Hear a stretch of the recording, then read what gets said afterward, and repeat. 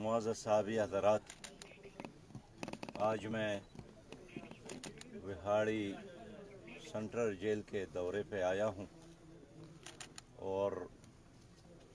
इनके हाल पुरसी के लिए भी और अल खिदमत फाउंडेशन के तहत आज इनको सामान भी दिया जाएगा,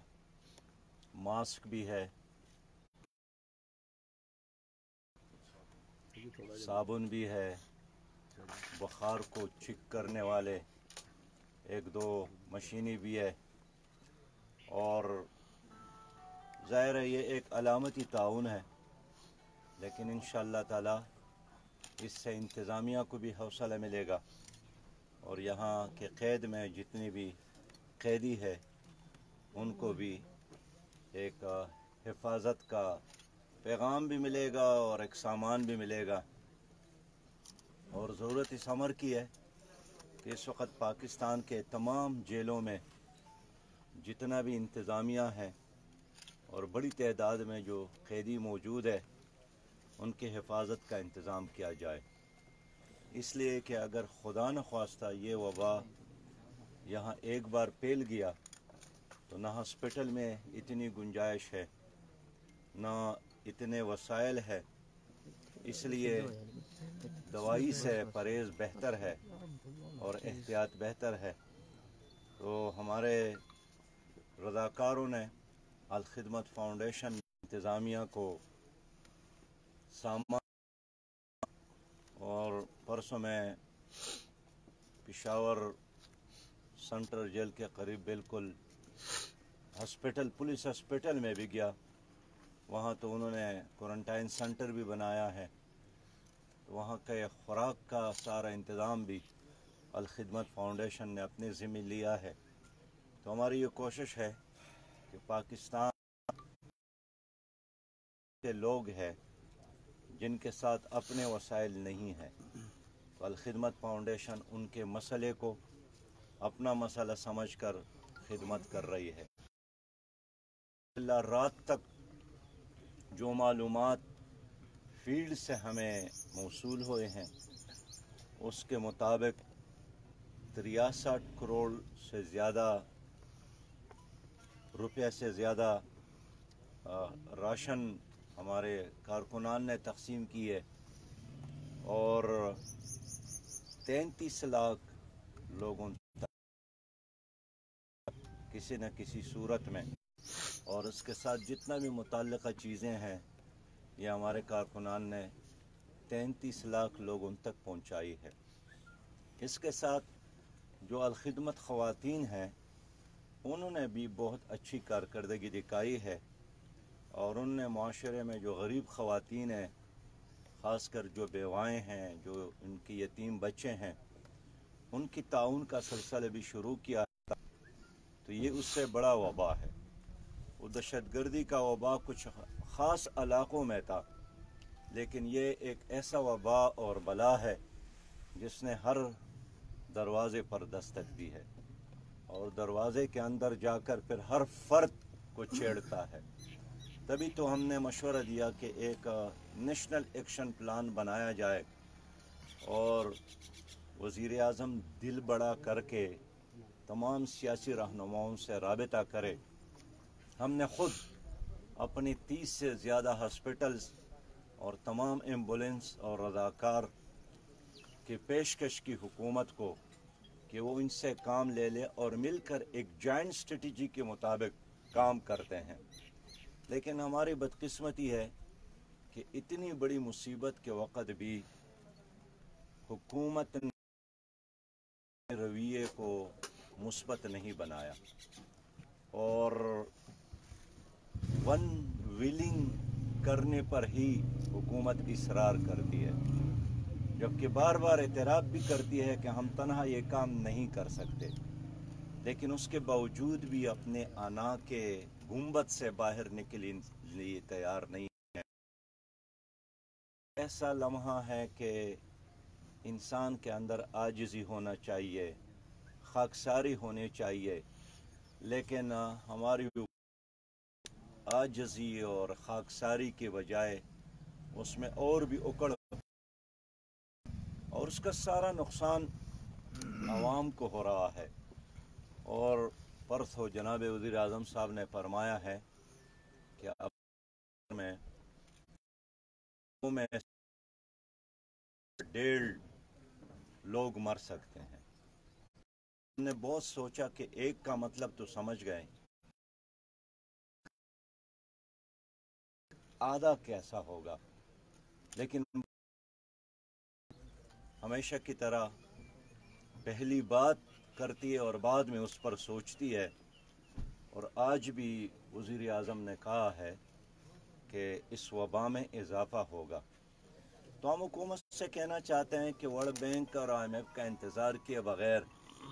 जो 1200 अरब रुपया हुकूमत ने ऐलान किया है वो है,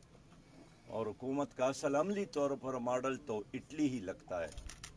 आप देखते हैं कि ख़ुद अमेरिका में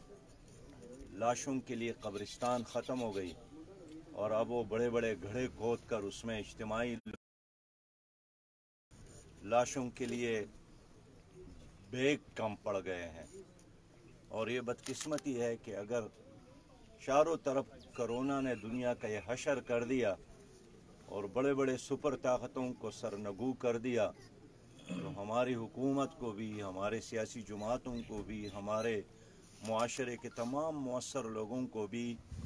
सीरियस लेना चाहिए था और अपने हिस्से का। और हमारे ताउन का जो तरीक़ेकार है वो हुकूमत से मुख्तलिफ है। हमारा एक टीम जाकर पहले वहाँ सर्वे करती है और मालूमात इकट्ठा करके फिर यहाँ आपके वहाड़ी में भी मुझे भट्टी साहब ने बताया कि हम दिन को सर्वे करते हैं और मगरिब के बाद इज़्ज़त और एहतराम के साथ उनके घर सामान पहुँचाते हैं ताकि किसी का इज़्ज़त मजरू ना हो। हमने अपने रज़ाकारों को ये भी कहा है कि जो आपको देता है उनकी तस्वीर तो ले ले, अच्छी बात है, इससे दूसरों को एक जज्बा मिलता है, लेकिन जो लेता है उसकी तस्वीर ना ले। हमें उम्मीद है कि अब तक कौम ने जिस तरह हमारा साथ दिया है,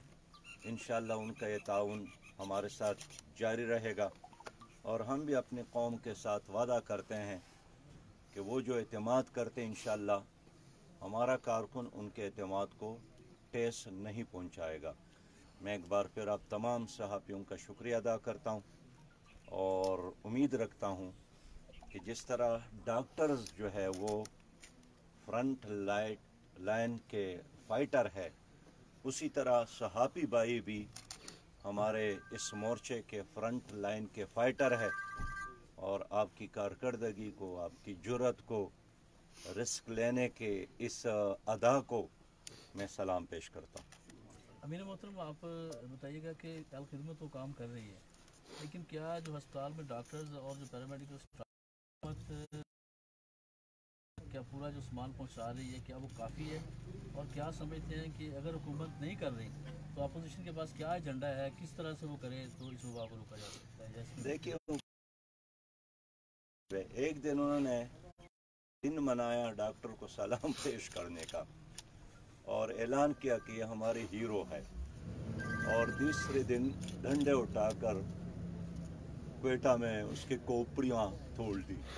और उनके सरों पर डंडे बरसाए और उनको जेल में डाला। और एक एक ताने के छोटे छोटे कमरे में 15 और 20 डॉक्टर उन्होंने बंद किए। तो गैर संजीदगी है। और अजीब बात यह है कि ये जिन चीज़ों मुश्किल काम नहीं है, मार्केट खुद भी बना, बजाय कि क्वेटा में उस पर लाठीचार्ज तो हुकूमत ने की और फिर सैनिटाइजर और मास्क अल खिदमत फाउंडेशन के रजाकारों ने दी। तो अब तक उनका ज्यादा जो तवज्जो है स्क्रीन पर है या मीडिया में बड़े बड़े ऐलानात पर, कि तो ये 2 साल गुजर गए, बाकी भी ज़माना है। अब हुकूमत से हम यही मुतालबा करते हैं कि अब कुछ कर, सारे अपोजिशन क्या है